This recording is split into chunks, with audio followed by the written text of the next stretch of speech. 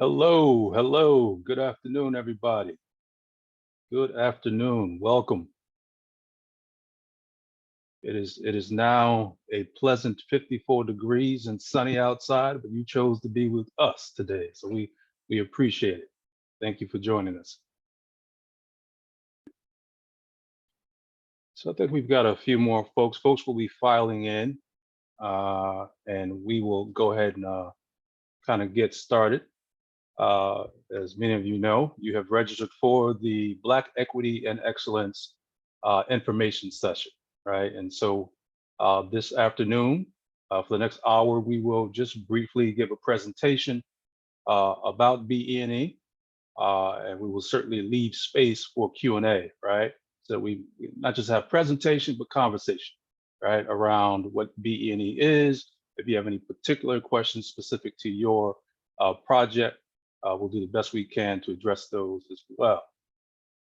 All right. Folks are still filing in. Welcome, welcome. Good afternoon. Good afternoon. So, without any further delay, I guess now would be probably a good time to just touch on a few uh, housekeeping items. First, if you would all just make sure that you keep your Zooms on mute throughout the presentation. That would be appreciated. At some point, you can take yourselves off mute during the Q&A session and ask questions. Also, um, you could also, other than staying on mute, it'd be great if you put any questions that you might have in the chat, right? And we will try to address those questions during the Q&A session as well.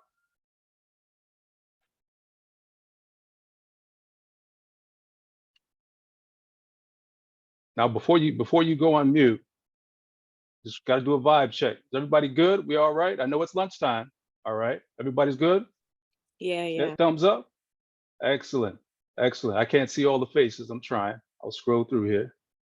All right, very good. Thank you. Very good. All right. Time now is 12:05. I think we'll get rocking and rolling now. Um, so one of the things we want to start off with is really showing you our new logo for BE&E. Some of you might have seen it, some of you not so much. What we have is a very quick video presentation. Thanks to Black Cub, who put this together for us. These guys are rock stars. The community keeps them busy. I know we keep them busy, but it is a really cool video they put together. So Corey, if you could go ahead and cue up that video and play it for our folks today, that'd be great.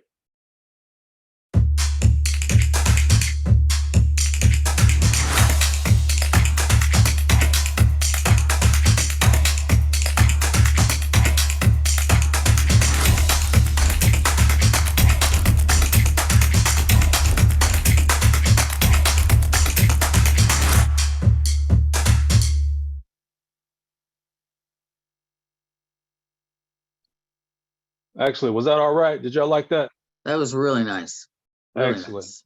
Excellent. Thank you. Thank you. It's a new day, and so we are on our third year of doing BE&E. So we thought it was time for quick little makeover of our logo, and really represent the work that we're doing. And so each year we're finding ways to tweak things and to be better. But this info session itself is a testament to some change, right? I think this is the most folks we've had at an info session. So congrats to you. Give yourselves a hand. So that's cool. So I'm gonna go ahead and share my screen and we'll get right into the presentation. Let's see here.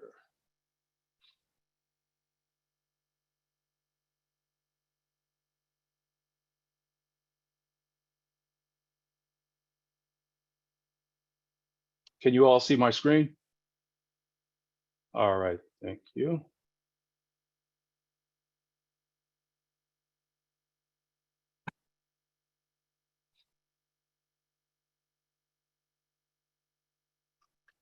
Now I'll check with you, Kiana. Which screen can you see? Can you see my presentation screen?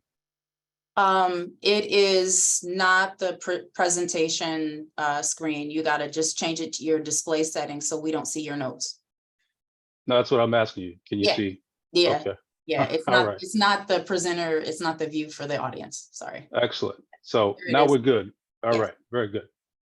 All right, folks. So again, this is the beautiful new logo that you're looking at now.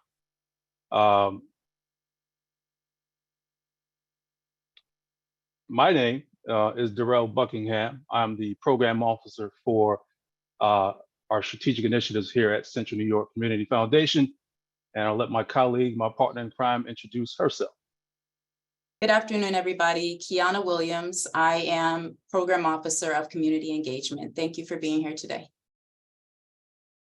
So let's jump right in, right? What is Black Equity and Excellence?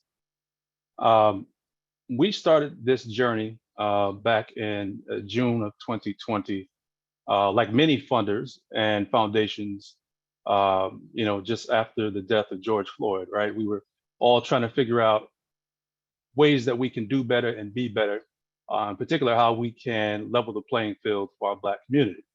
And so born out of that was BE&E.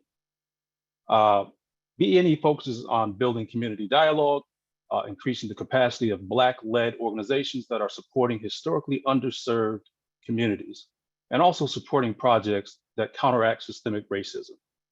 All right, at this point, to date, I think we are over $1 million out the door and $4 million in requests. So as you can see, there is a little disparity there, right? We can't quite meet that demand. We are currently trying to figure out more creative ways to be able to create more impact and provide a little more funding to keep this fund going for many years to come. The beginning of our journey. We've been, again, at this work for about 3 years, and we've been doing some work internally as well as externally as pertains to BE&E. Why we started this fund? Well, I think it's probably a good idea to just highlight a few of these bullet points for you all. First bullet point, intentional systemic racism has disadvantaged our Black community for centuries. Well, I think that's a pretty good reason to start a fund specifically for Black organizations. 47% of Black children are living in poverty here in Onondaga County versus 11% of white children, right? This is a huge disparity, right? And again, BE&E is not here to save the world, but we do want to make sure that we are doing our part of bringing equity to Central New York, particularly by way of funding. Black people experience poor health outcomes than white people in 24 out of 29 measures, right? Now, the Black Equity and Excellence Fund essentially is designed to fund Black-led community-based projects that promote and encourage self-sufficiency and also address physical and economic conditions that affect the quality of life. This is essentially the essence of BE&E, right? This bolded area here. This is the definition of BE&E. This is the spirit of BE&E. So when you're thinking about your projects, think about that statement as well, and does it align, right? This fund also encourages dialogue that will strengthen race-related matters and support social and educational growth here in Central New York. Now, just to talk about a few of the goals that we've had with this fund, we really believe that our internal work should kind of feed our external goals, right? It's really hard to go out into the community and do the work if you've not been working on yourself as an individual or as an organization. And so just highlighted a few key points here. Working alongside others who are focused on racial equity. Now, although this fund is led by only Black staff here at the foundation, we do have others that are advocates, allies, and accomplices that help us out in our work, right? That really support the work that we do, right? So we're really being aligned with folks that are all for racial equity here at the foundation. Entering a diversity and equity and inclusion journey. with our staff. As I mentioned, 3 years we've been kind of, along with BE&E, we've been trying to grow as well as an organization. We've been doing outside of our intercultural development inventories. We've done workshops, different trainings. We've had really hard discussions around racial bias.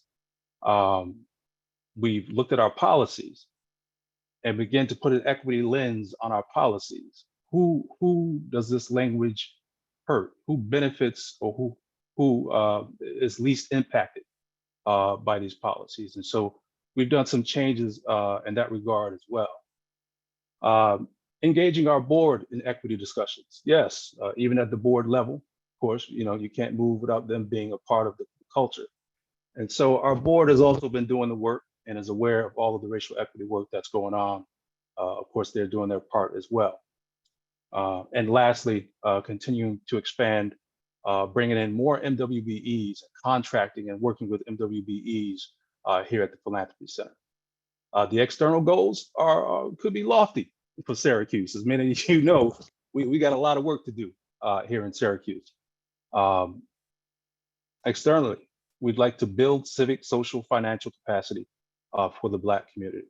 We'd also like to increase economic and leadership inclusion within the Black-led organizations. And lastly, but certainly not least, we'd like to increase visibility of the Black community here in Central New York. Yes, it is important to be seen, but we also want to begin to change the narrative and be seen in a more positive light.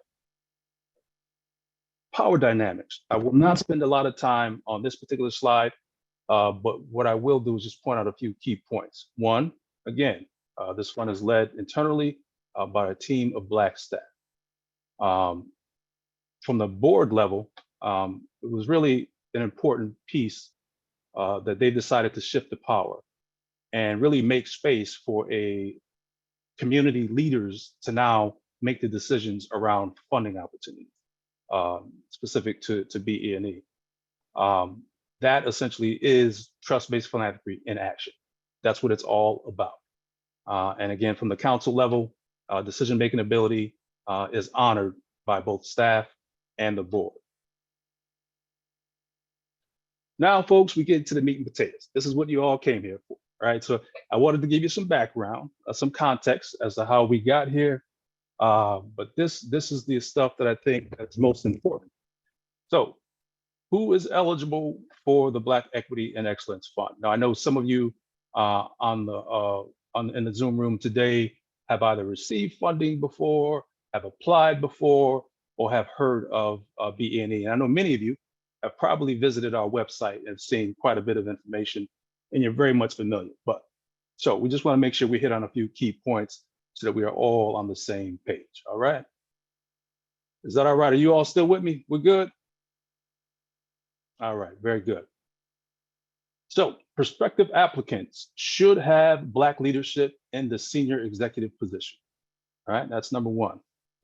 Number two, should have at least 51% of Black membership on their board or in steering committee.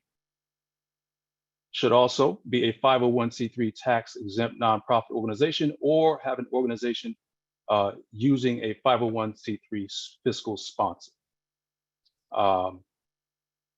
Certainly, I think I skipped one, but it's probably one of the most important ones. It should seek to explicitly serve the Black community by targeting one of our or any of our 10 focus areas.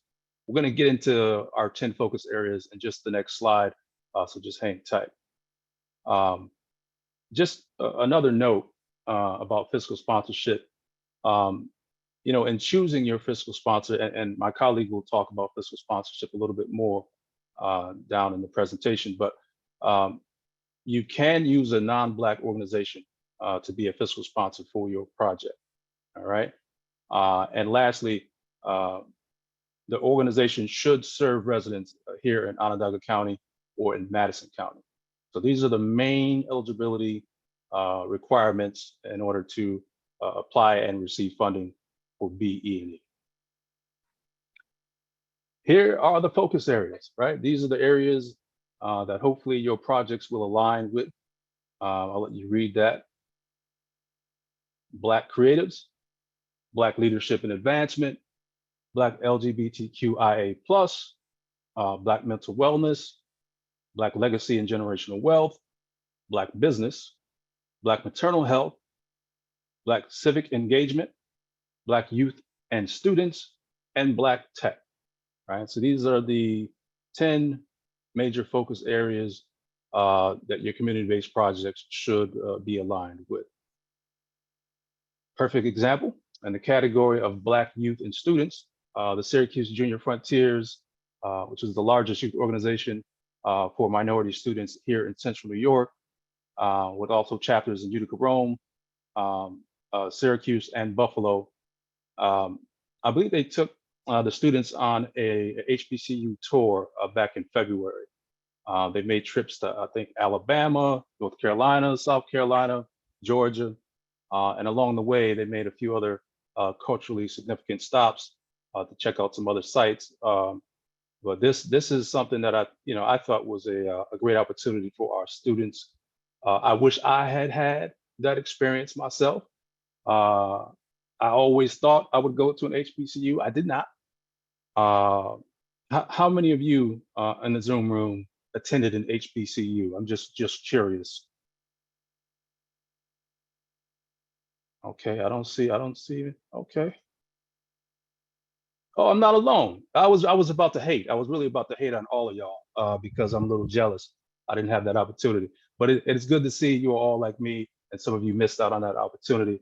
But nevertheless, I think about projects like this and how it might have changed the trajectory for me, right? Had I been able to participate in this sort of tour at the time, so many years ago.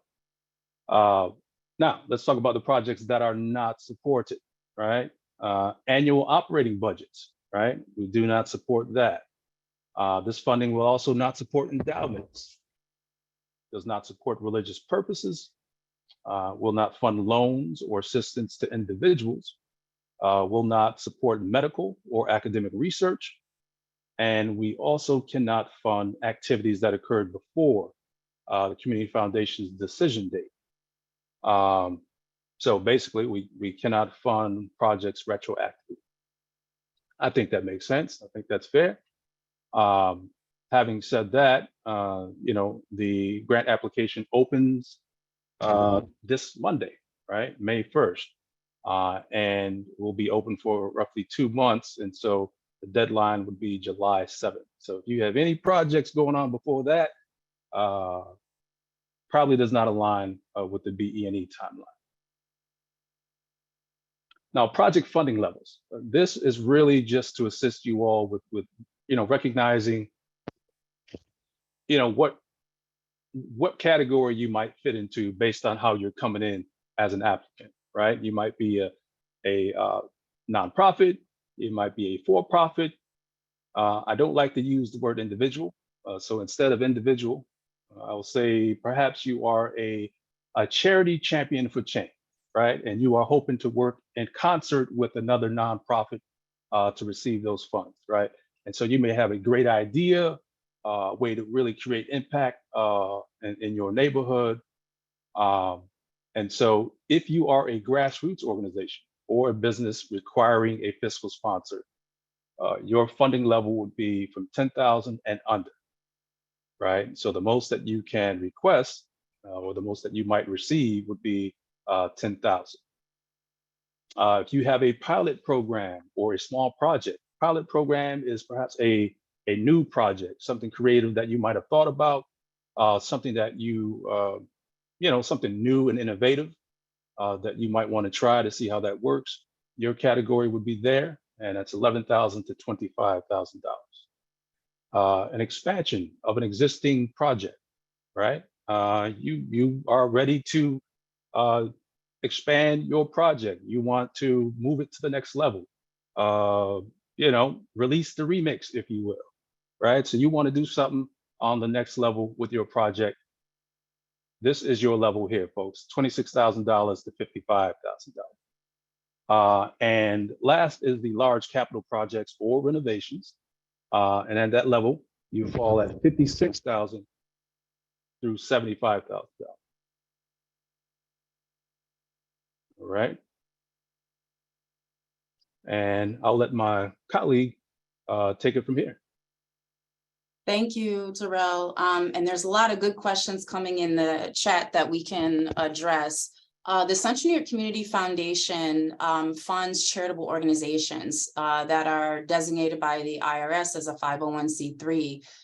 That does include churches, which could be foundations. And again, as Terrell pointed out earlier, it just can't be direct. Those funds can't be in support of any spiritual or religious work or programs, but it could fund like food pantry work, literacy camps, things like that. It also will fund public entities and or those organizations that are deemed for the public benefit, like the regional market or a town, public schools, things like that. We don't fund individuals, as you said earlier, but if you do not fall within that category, you can be funded with a charitable project through a fiscal sponsor. And the fiscal sponsor has to have a mission aligned with what you're doing as well. So you want to make sure that if you are not a 501c3, that you match yourself up with those who have a mission that is similar to what the work that you're carrying out. What the fiscal sponsor's responsibilities are to have financial oversight and management of the grant. Now, some fiscal sponsors may ask or take a customary fee off the top that could run anywhere between, I don't know, 10 to 20%, depending on the size of the grant. You can work that out with your fiscal sponsor in order to decide how much of their administrative time they're going to have to put in to oversee the grant on your behalf. Could you advance it to the next slide? And so this is a little infographic. It's not the best, but it's a good way to kind of demonstrate how fiscal sponsorship works. So you have your funding sources, you apply for your grant, your fiscal sponsor oversees those grant funds, and then you want to make sure, again, as I mentioned, that your project is aligning with your fiscal sponsor, and then you would oversee, as the grantee, you would oversee your program or your project. How you guys work out receipts and reconcile those types of things, that those are procedures and policies that you would have to align with your fiscal sponsor. And then how to apply. So this opens up on Monday. And the deadline is July 7. You submit online. There's the grant application that is online. What you're going to need to do there is to give a description of your project or program that you're trying to do. And you can do this in a creative way. You can do a written narrative, there's video, there's PowerPoint, audio submission. These are all great ways in order to explain or show or demonstrate what your project or program is. And of course, if you have questions, you can always reach out to Darrell or myself regarding that. And I think there's already been a few folks right in the chat privately have asked some opportunities to meet one-to-one. So yeah, so that's it for my part here. And Darrell, I'll let you take it away. Thank you. I'll just hop right back in. And so thank you, Kiana. So reporting, right? This seems to be like a mysterious thing. Like many grants that you might apply for and receive funding for, typically a report is due. The same holds true for BE&E. If you receive funds through BE&E, we do request that you submit a final report. Now, the report due date is usually about a year from when you receive funding, right? And some situations you may not, it may not take your project a whole year to complete. So what we say is, if you have spent all the funding, if all the funding has been used, and if your project has been completed, at that time, you should take time to complete a final report, regardless of the 1 year timeline, right? The sooner you get it in, the better. And I say that because final reports are really a great way for us to learn, what has worked for you, what has not worked for you. It's probably good for you to know this as well. And it kind of also helps us understand where we want to continue to move funding into, right? What projects, what areas are the greatest of need, and again, what doesn't work. So these reports are very important for the work that we do. Um, frequently asked questions, right? We are nearing the end of this presentation, so just hang in there with me, folks. We picked out just a few of the frequently asked questions that we get from time to time. We will certainly get to your questions that you have for us today. Does Central New York Community Foundation offer other funding opportunities? Why, yes, they do. All right. So other than Black Equity and Excellence Fund, there is our community grant round, which is our largest grant round that really has the most funding opportunity, right? And it does require a little more to apply. But at some point, um, applying for BE&E is great, but we want to also be able to move our folk through other opportunities within the community foundation. Greater opportunity for funding, greater opportunity to make greater impact, right? That's what it's all about. There's also all cycle grants, small grants. Feel free to contact us if you would like to learn more about the other funding opportunities we have, especially those that might find themselves ineligible for BE&E. We encourage you to just reach out to us and we can go over the different opportunities that might be available to you or for your particular work that you'd like to do. When will I be notified? That's a biggie, right? I feel like sometimes there's this disconnect around will I be funded? Won't I be funded? And so again, the deadline is July 7th. And so we will typically give folks a funding decision about a month or a month and a half after the deadline.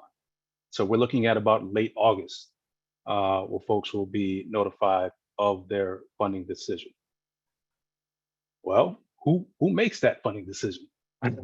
So let me let you know that we have a 10-person council, right? This is our Black Equity and Excellence Advisory Council comprised of individuals within the Central New York community. This is an all Black council, all right? These folks are charged with reviewing grant proposals and making funding recommendations, as well as identifying gaps and other opportunities in order to bring equity to the community, right? Those are very fancy words, but we take those words very seriously.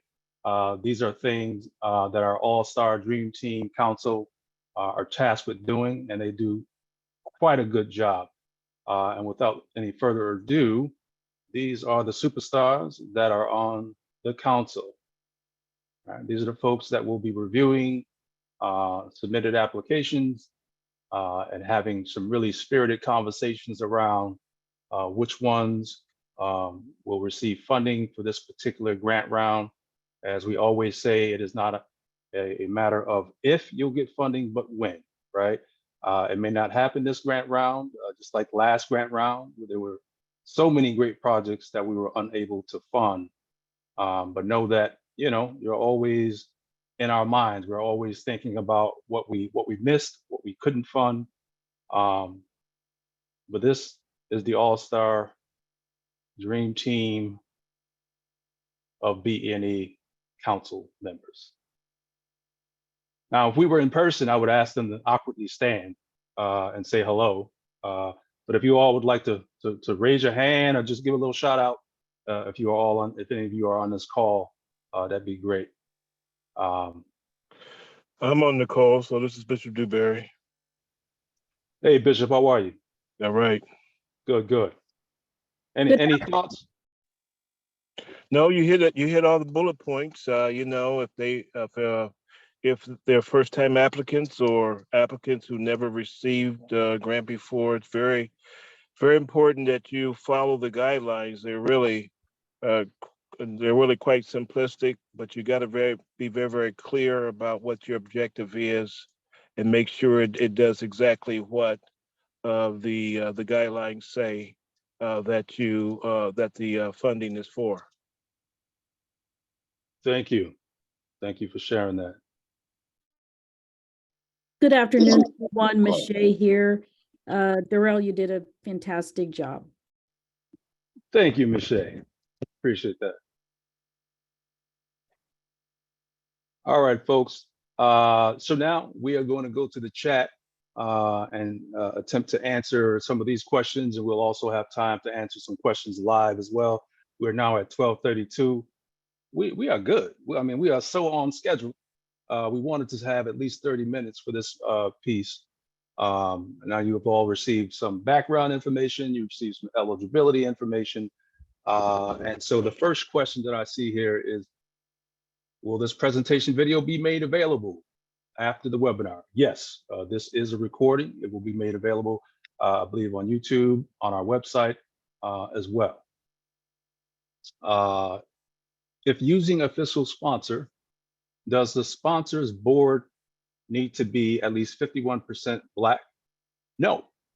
That rule applies to the applicant agency, right?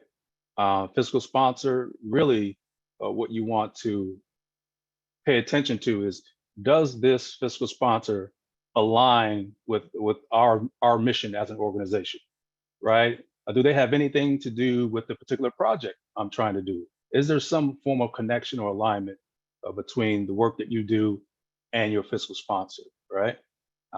So that's important. If you are a leading multiple organizations and or businesses, are you able to apply with separate projects for each individual organization or business? Yes, you are able to apply, although I will be honest, there will be a lot of applications. And I don't know, to this point, it has been 3 years that we have not funded one organization more than once in one grant round. Again, wouldn't be equitable. And this is the Black Equity and Excellence Fund. Can a church apply for funding for non-religious purposes? Yes. For example, to take students on HBCU tours. Yes. Support community doula work. Absolutely. We have funded both those types of projects in the past. So yes, that is a large yes. Does the fiscal sponsor have to be Black-led? No. Nope. Fiscal sponsor does not need to be a Black-led organization. They just should align with the work that you do. Will this be an annual opportunity? Yes, it is. Each year around this time, we open up the application, usually early May, and we leave it open for 2 months for applicants. Are you all interested or have the capacity to take student interns? We actually do. We don't have interns, we have snow fellows, which is essentially the same thing. We do have folks that we get every year from the Maxwell School. Must funds be expended within 1 year? Preferably, yes. This is a good question because, you know, as we're coming just out of COVID, there were a lot of projects that could not keep their timeline. If ever you have a hard time completing your project or spending those funds to complete that project, you should always let us know well in advance, right? And we will have discussion. A simple email would be sufficient, right? And we can see, we can either advise or just simply extend that deadline. That is not a problem. We just want to be aware so that we know what's going on. We may have connections to help you complete that. But either way, we want to make sure we're always on the same page. Are there any examples of applications being shared and or budget samples? I know some funds do this, others don't. That's a tricky question. Any examples of applications being shared? Well, we don't share anyone's application, but we do have a sample application that I can provide for you. If you go ahead and email me, I can provide you a sample of the application. Now I recognize it is going to go live this Monday, but so you do have time to kind of look it over and just kind of be prepared for what will be asked of you. Are some of the optional formats preferred, easiest for the council to review? Oh, that's a slick question. That was really good. I like what you did there. So, you know, who doesn't like video? You know, I'm not saying that there's, these ways of submitting application are really for you, right? But we are a creative people. And so we want to make sure that we have a creative process, right? Be very flexible in the ways that you can actually apply. More than just an online application, as Kiana mentioned, written narratives, video, PowerPoints, whatever works for you, right? Different organizations do different things well, right? And so we want to make sure that we're getting the best of you. We look at all of that. The council reviews all of that. I can't speak for the council, but I don't think one gives a leg up, right? It's the quality of the work that you plan to do that we really look at. So, upon completing the grant application with a fiscal sponsor, whose mission/history is being for the grant, fiscal sponsor or the project holder? I meant to say be submitted. My apologies. Oh, that's all right. Yeah, my reading is getting a little slow. I hadn't had lunch yet, so I apologize too. So typically the money will go to the fiscal sponsor, right? But it is the organization's responsibility to complete the final report. Right? Did I answer that correctly? Is that what you were looking for? No, so what I'm looking for is oftentimes one of the questions is to give a little history or like the mission of the agency. If I am being sponsored by someone in that application, so I guess it's kind of now like a twofold. So in that application, are they speaking on the actual project organization mission or the one that's now being represented? So I think that's specific to your organization's mission, right? What is your mission as an organization? Okay, so I'll use me as an example. Mm-hmm. My organization, my non-for-profit is Power, right? And it's Power Inc. So now we have that. But so say if someone comes along and they have an LLC and to sponsor them in the grant, am I writing their mission or their history in the grant, Yeah. or am I Power's history and mission? No, if you are we want to know the mission of the applying organization. Okay. And you mentioned LLC, they wouldn't be eligible to be a fiscal sponsor anyways. No, but if they came Okay. to a non-profit. Yes, gotcha. Yes. Gotcha. Yeah. Okay. Well, Yeah. that the mission that is written inside of the application is not the LLC, it is the non-for-profit. Is that accurate? Whoever's applying for the BNE fund, we want to know your mission. What is it that you do? Right? Okay. Did I help or make that more confusing? I think we both confused. Well, I think the mission of the applying organization, who's applying for the funding? Whose idea, whose project is this? So if it is an LLC that has a charitable project and they want to get funding for that charitable project, they are the applicant. You are just the fiscal sponsor. So you do not put any information in that application. It's just going to be them because it's their project they're trying to get funding. Does that help clarify? That does clarify it. Thank you.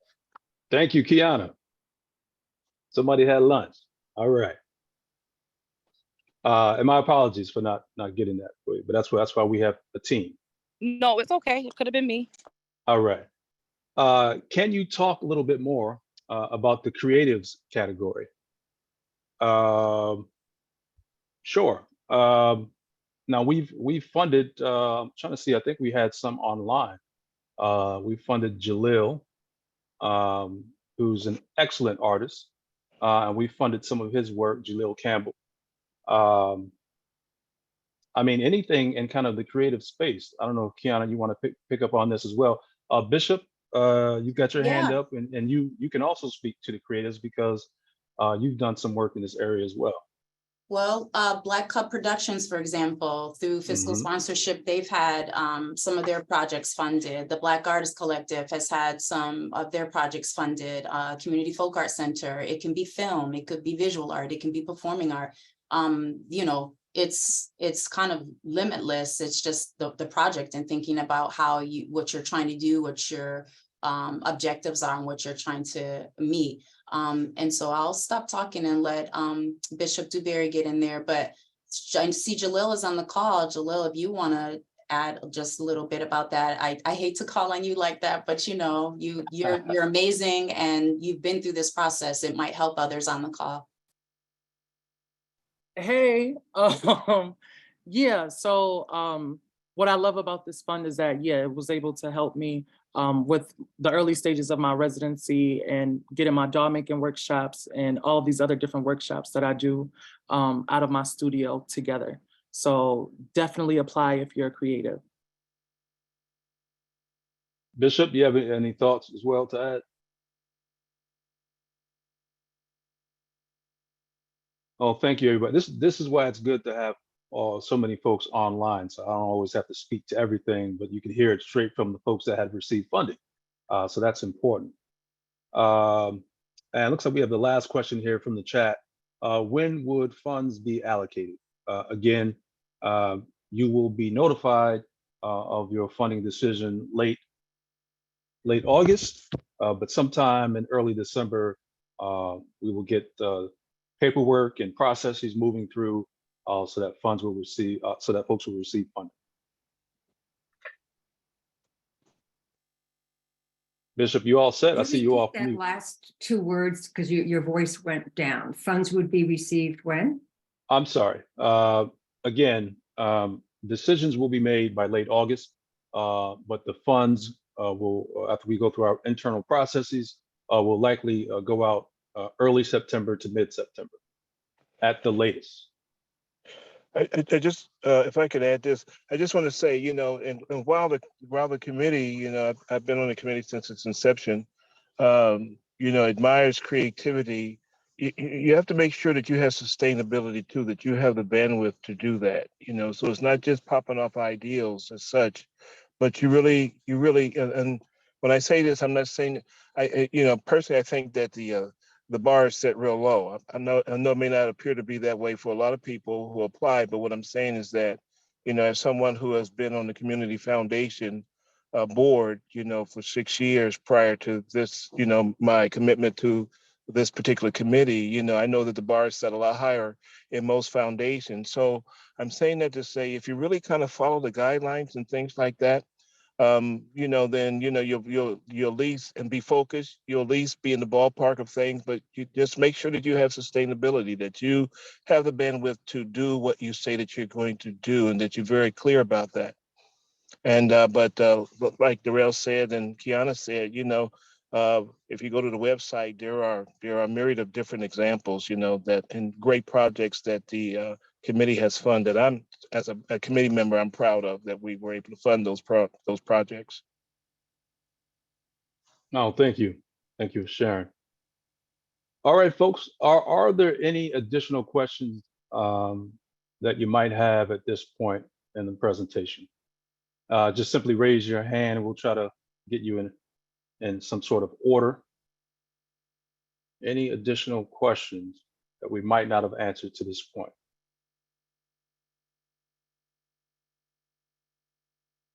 Do not see any hands. Now, I will tell you, we've got a lot of folks on this call. So some of you, you know, feel free to visit our website at cnycf.org/equity for either application or donation. We're always willing to accept money too. So this is something we are trying to sustain for many, many years to come. As I mentioned earlier, we have committed $1 million toward this fund. Now, that was 3 years ago. We've surpassed that $1 million, right? We've got folks that have been donating to us on a regular basis, along with the funds that our foundation puts into this. And so we always encourage application and donation to keep the party going.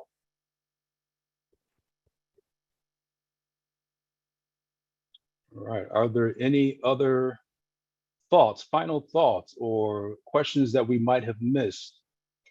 Your time is now. It sounds so final. Yeah, y'all know y'all can always reach out to us. All right. So, man, we are more than on time. We are early. I am giving you the gift of time of about 12 minutes or so. So you all don't do what I did. Go eat and enjoy the rest of your sunny afternoon. I do appreciate all of you for popping in and spending this time with us. We wish you all good luck. Hopefully see you soon. Take care, everybody. Thank you. Thank you. Thank you.